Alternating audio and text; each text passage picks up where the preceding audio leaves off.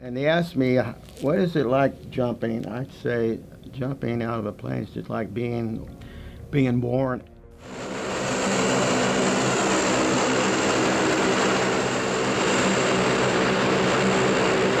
Your static line is like a umbilical cord, like you're attached to your mother's womb. And once that umbilical cord breaks and that chute opens, it's like taking your first breath of air.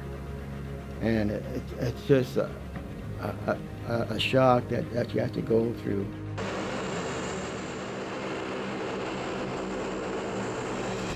But it's so quiet. Once you're out in the air, it's just quiet.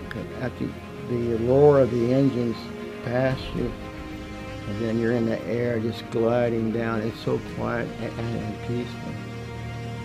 It's just like being, born.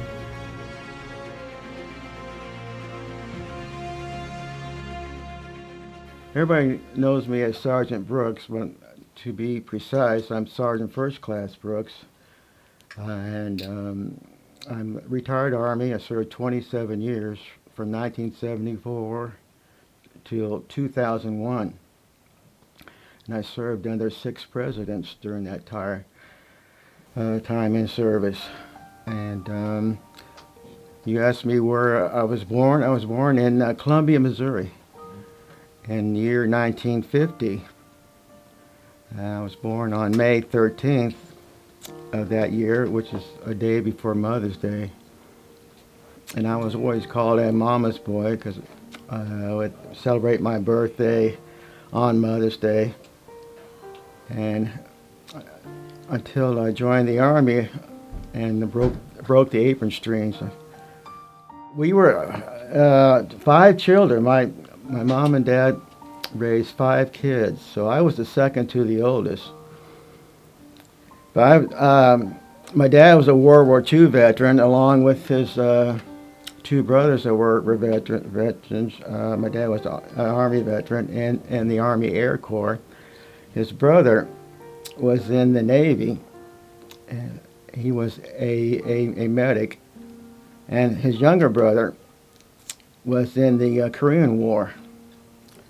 And my dad's father, who's my grandfather, that's no longer with us, he was also in World War II, and he was a lawyer. When he came in, he was a military police officer. But when it came around to the war crimes trials, my grandfather served on the Japanese war crimes trial, and General Tojo was in the courtroom, and he was on trial for his war crimes, and he was found guilty. But my grandfather, who was a lawyer, was the defender. He had a prosecutor and defenders. So my grandfather could speak bilingual Japanese. So he was a defender for the generals that were on trial for war crimes. And after the war was over, my grandfather lived in Japan for several years. So I have a very impressive family who accomplished, quite a bit. So it's a family tradition. Like my father and my 2 uncles and his father, grandfather, all served in the Army. And my grandfather on my mother's side was in the Army, World War I. So always had admired them for their service. I tell you, when I was 18 in 1968, I was eligible for the draft for the Vietnam War. And in 1968, when they had the lottery, my lottery number was 294. And fortunately, my number was never called. And I joined the service in 1974 when I was 23. I tell you, when I was 18, I was a mama's boy. I wasn't ready to fight and die for my country, because that's all we saw on the news night after night was the body bag count and all the tragedies that were going on over there. I joined in '74, which was the last year of the Vietnam War.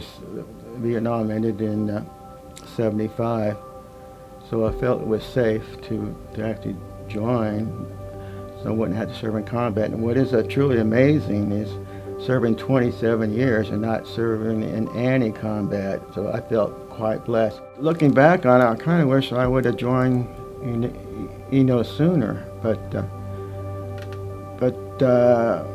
feeling that I was, mature enough. Oh, basic training was a piece of cake compared to jump school. But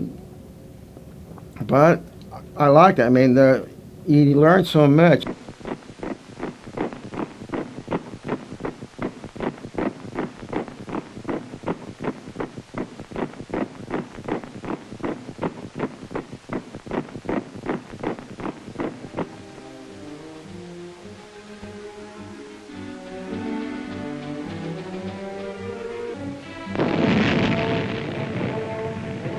You learn all the basic skills like, first aid and, weapons qualification, the M16 rifle that we fired, and the M60 machine gun, and throwing hand grenades, live hand grenades, and had to camp out in pump tents, and being in the winter months that we did most of this training, was very, very cold. It was really a learning process. I had basic training at Fort Leonard Wood, Missouri.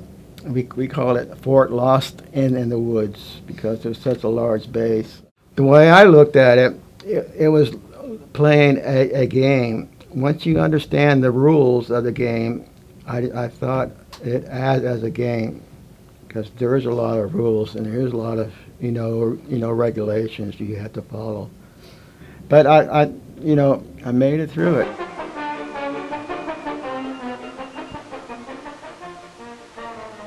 Quick time!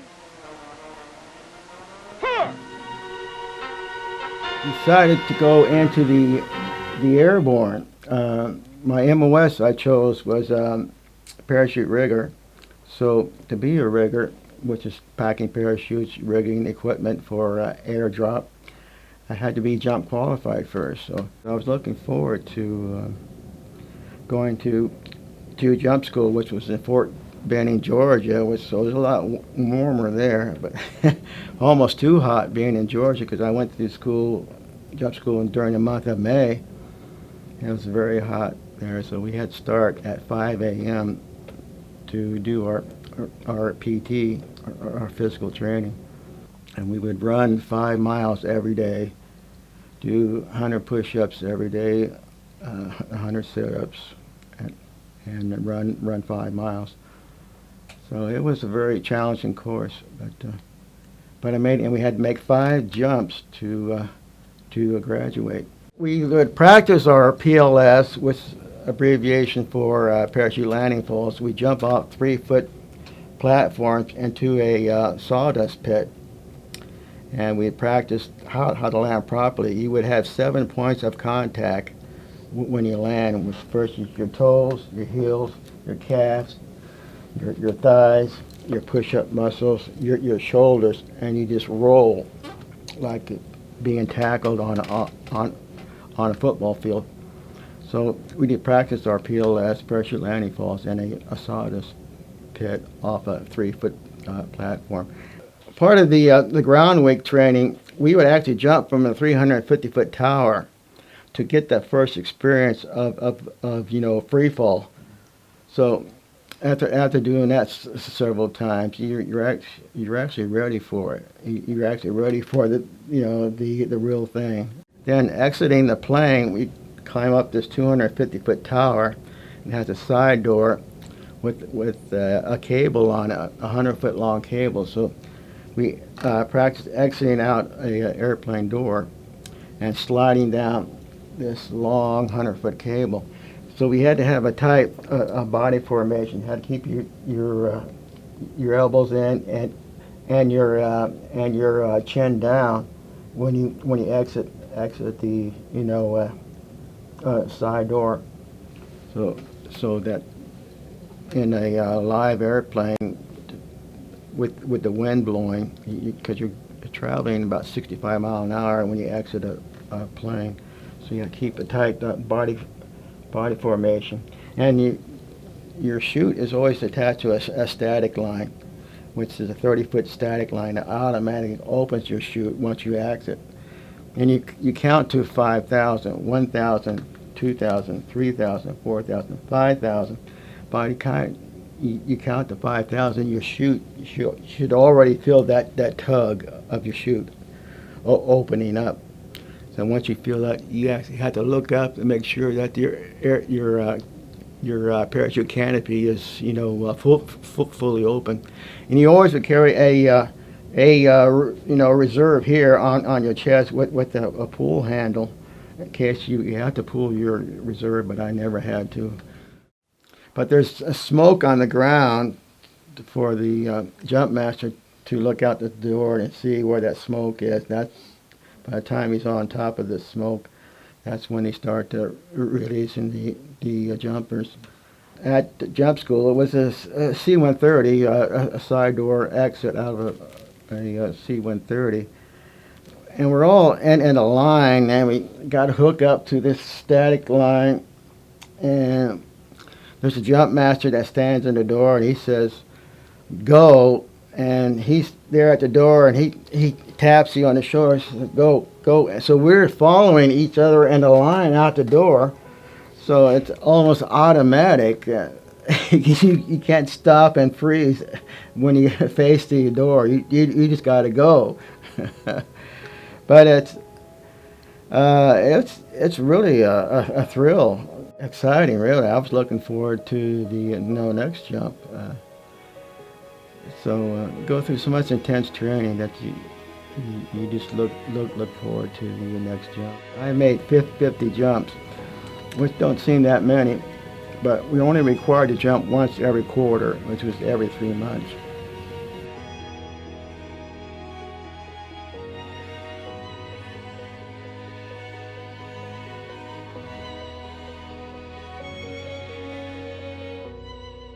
But I only jumped from planes. I jumped from helicopters. I like jumping from the helicopter best, the Huey type helicopter, because we're sitting in the side doors. There's 2 side doors on each side. There's 4 paratroopers on each side of the doors, and we're sitting like where I'm now with the feet out. So when it's our time to jump, there's a jump master in between us, and he taps you on the shoulder when it's time for each one. When it's a jump, it's 4 on each side. We would jump as high as 5,000 feet when we jump from a helicopter, and it's a lot longer ride down. But free fall when you jump is you're falling 1,000 feet per second, which is pretty damn fast. But once the chute opens, you're only falling about 800 feet per second.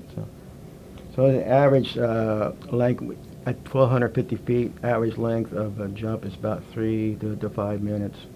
When I originally jumped, they didn't have the toggle line chutes. They have the regular risers. You have to pull on the grab risers and pull to turn left, or on your right, pull risers to turn right. And they didn't have panels cut out in the rear of the original chutes that were World War II surplus. And so it was in the 1980s when the chutes were more modified with the toggle lines like a sport parachute. And the panels were cut out in the rear to get a forward drift, about 35 mile an hour forward drift. So, and doing that PLF jump, sometimes you can hit the ground pretty hard depending on the wind speed. But you can try to turn against the wind to slow you down. I always had my goals, set for myself, and I made it through it. The last week of training, we did our first jump on a Monday and our fifth jump on a Friday. So I actually graduated on my birthday. So that was a thrill, graduating on my birthday. It was like a birthday present. And I, earned my silver wings. So that was great. Great feeling. So I'm, really proud of my accomplishment. I had to go through 12 weeks of rigor school.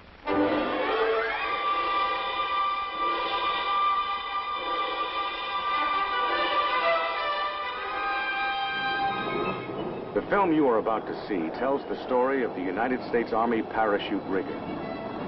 This soldier is one of the most important factors in the security of the United States. For in the final analysis, the ability of our country to respond in a matter of hours to deliver troops and supplies to any trouble spot in the world depends on his skilled hands and alert mind. The greatest demonstration of confidence has been made by thousands and thousands of paratroopers the moment they made their very first jump. This is the making of the rigger, the man in the red cap. That was the first time that I jumped with a parachute that I packed myself. That was part of our graduation requirement. You had to pack your own chute and jump with that chute.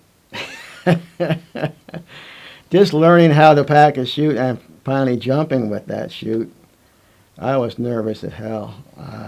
I was scared shitless. I really was.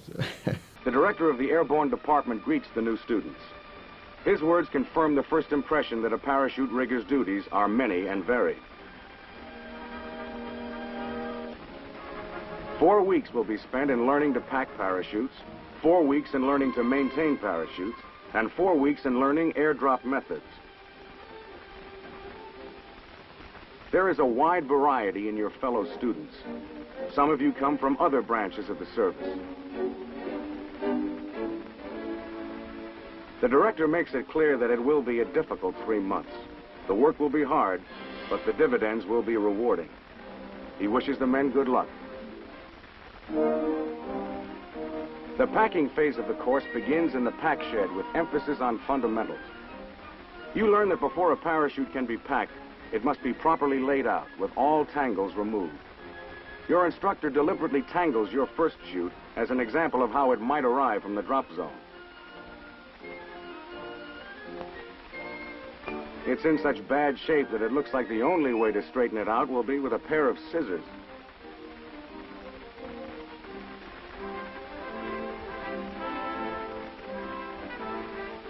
But your instructor explains that by following a definite procedure, you can lick the problem. First thing to look for is a key tangle. Find it, and part of the puzzle is solved.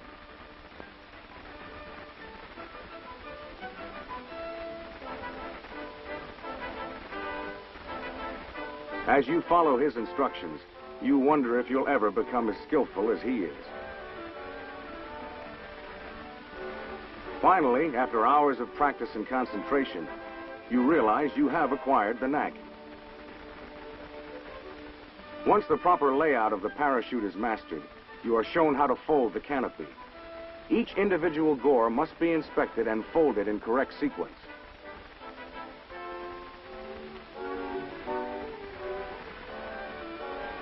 It looks easy enough. Then you try it.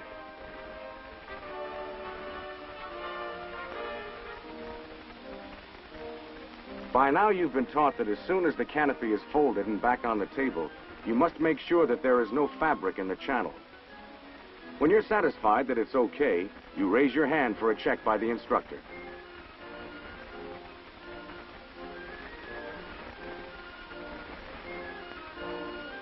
In his opinion, a 3-year-old child could have done better. All the 4 wings I earned, my jump wings, my rigger wings, my air assault wings, and my German jump wings. 4 sets of wings I earned within the first 3 years of service. And we had an opportunity to go to Germany with the 101st Airborne. We spent 3 months in Germany, and we jumped with, it was our, we were all parachute riggers. And I was proud of earning my German jump wings too, jumping with the Germans. They used the old World War II surplus chutes, and I was shocked when I jumped with their chute the first time. Their canopy was just full of patches. I said, "Oh my God, look at all these patches! This thing better hold by the time I get to the ground." They were actually World War II surplus parachutes. Amazing.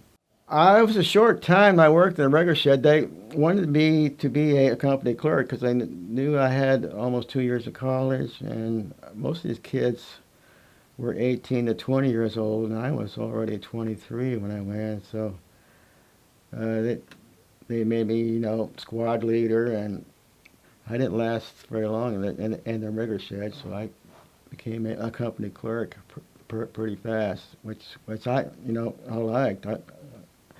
I like doing paperwork, so and taking care of my fellow soldiers.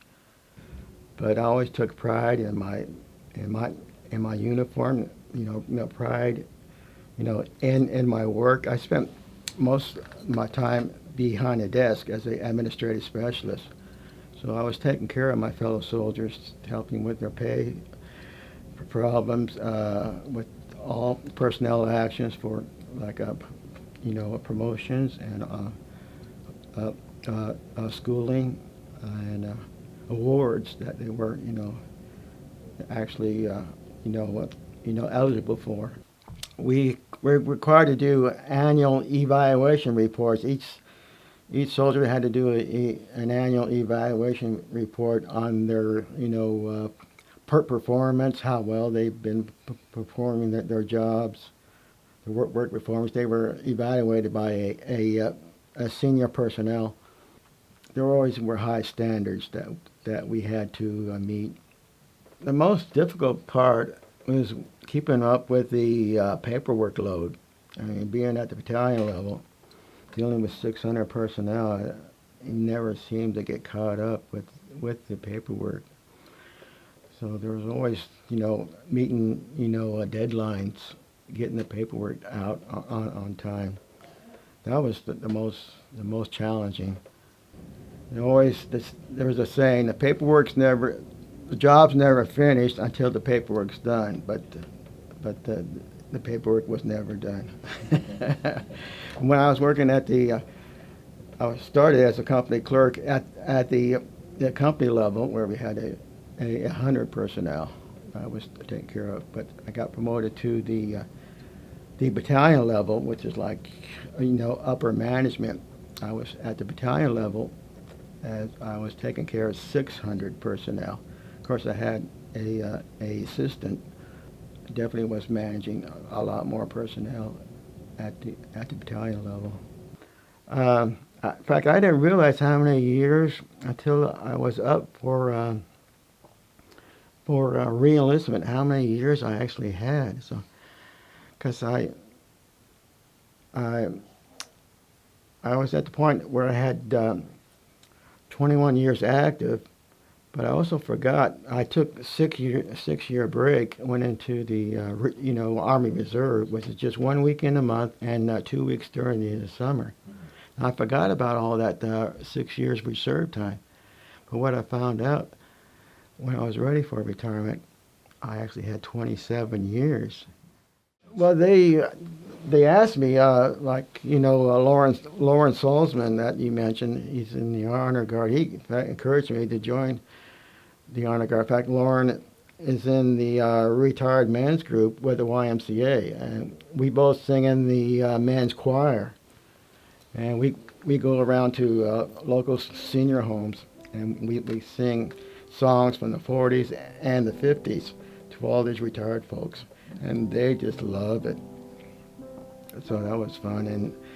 And with the Vietnam group, during Christmas, we had Christmas for vets. We go to the same retirement homes within the area, and we had Christmas for the vets. We had gifts, homemade cookies. We had homemade blankets and socks and Christmas decorations that we would hand out to the vets, and that was really special.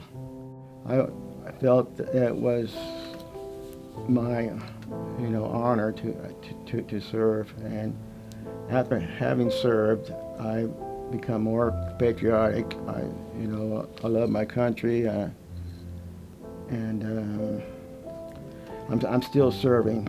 And now that I've writing letters through soldiersangels.org, organization that writes to deployed troops, I've written over 1,300 letters, and that's another way of earning another set of wings by showing appreciation for all of our deployed troops, and showing how much we care for their service and their sacrifice. I love paying tribute to our heroes. My name is Ethan Tully, and I have done Richard Brooks' documentary throughout the entirety of this school year. When we first started the class, we got the opportunity to pick our vets and who we wanted to do a documentary about. And when I saw Richard Brooks's, I guess, what he's done as far as like jobs and things like that, I saw it and I was like, oh, he did something pretty similar to what I wanted to do when, if I could have gone to the military. It was a very strange feeling to get, practically the stranger. You give them all family photos, baby photos, him sitting down and talking about his entire life career,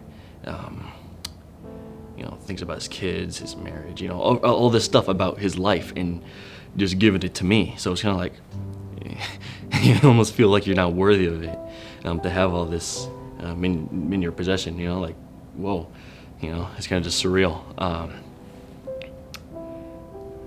So to hear some things that what basic training was like, what the training was like, things that made him hesitant to join, or things that made him want to join at the end of the day, things like that. Richard Brooks is still, I swear, one of the most patriotic guys I know. It's really good to see it. I believe Richard Brooks, along with many other individuals, they did what they believed needed to be done, and I believe they did and are doing what has to be done. What they're doing, like I said, no matter how big or small, is crucial to our country's safety, and you can't expect people to do this type of thing and then be treated like dirt. It's a very hard thing to do, to go through, to put yourself through, willingly. And not everyone makes it either, Even the people that want to join, they sign up, they get the paperwork signed, and not everyone makes it either. So Richard Brooks is, he also made it, he got through parachute basic, he got through rigger basic, he passed through the whole thing, So not a whole lot of people can say that they did that either. So on top of that, it's also rather, I believe it's pretty impressive to be able to get that, because it does require a lot of discipline to be able to focus and put yourself through it as well. So with that, thank you, Richard Brooks, for your service. Thank you for allowing the Harlem Veteran Project to hear your story, obtain your story, listen to your story, and allowing me to be able to absorb your story, and put it together into something that I hope you and many other people find enjoyable. Thank you.